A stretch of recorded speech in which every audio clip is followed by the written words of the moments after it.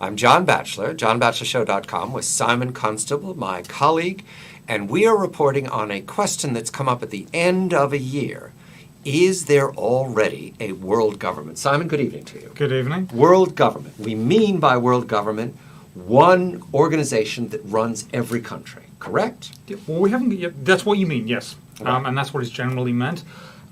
We're getting there. We're getting there. I don't think we're there yet, but we are getting there. And if we look at through the institutions that we have right now, and look at what the problems we have in the world, and we're seeing that governments and organizations that we have are working in a coordinated effort.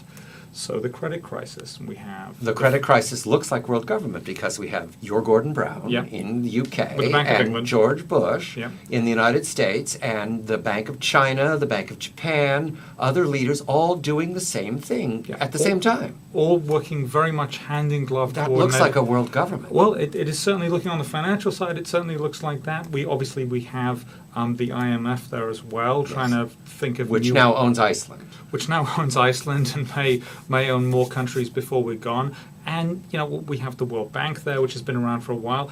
The It's IMF finally got a mission to push money into the hands of people who don't have any, which would be Pakistan and other places, right? Yes, hopefully not. Hopefully they don't. And they even call it the World Bank. That's suggestive. It is suggestive. One of the things that I find very interesting about this whole thing is that really there's no choice but these institutions work together. They have to, because we have a problem that is too big for any individual. That is what they tell us, Simon. Now, this evening, this is our debrief. We reported with John Tamney and Jim McTague that we've got a 5-year plan globally that isn't going to help us, but does help them. In other words, the world government now has check writing power.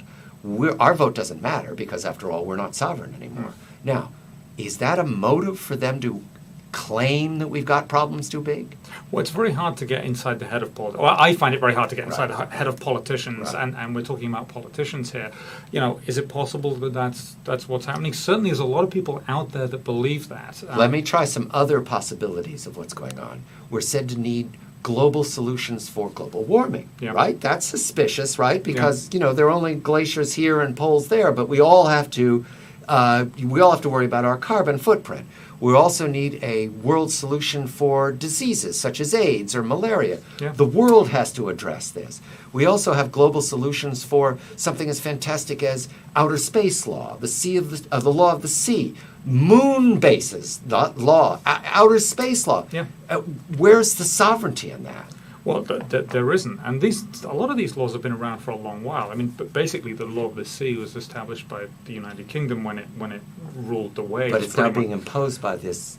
What is it? Well, what is it? That's a good question. And are we there yet with this one government? Well, I think there are still some breaks in it. I mean, if you look at, you mentioned the global warming thing, something that the U.S. has steadfastly refused to get involved in. And the Kyoto protocols, no thanks. But the Obama administration seems disposed towards global carbon footprint solutions. Maybe that's the one step forward that takes us further towards one world government. And now, Simon, there is a general problem that comes up because it's so hard to find out whether we have a world government. How do you know if someone's an agent or a cooperating fellow traveler of the world government? Well, it would be nice if they were wearing suddenly suspicious clothing, and dark glasses and a lot of muted tones and were invisible. Unfortunately, it's not going to be as easy as that. It's not going to be who you think it is, ever, because if they were, then they wouldn't be part of it.